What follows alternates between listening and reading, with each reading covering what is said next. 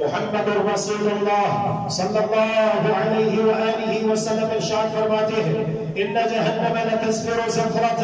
لا يبقى نبی مرسل ولا ملک مقرب الا خر لوجهه ترتعد فرائصه۔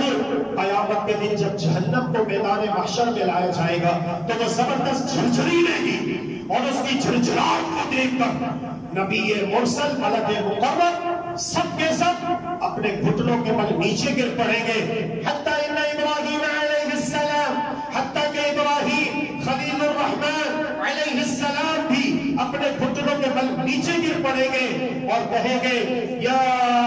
ربی لا اسألک اليوم الا نفسی، اے میرے پروردگار آج کے دن میں آپ سے اپنے نفس کی سلامتی کے علاوہ اور کوئی دوسرا سوال نہیں کرتا۔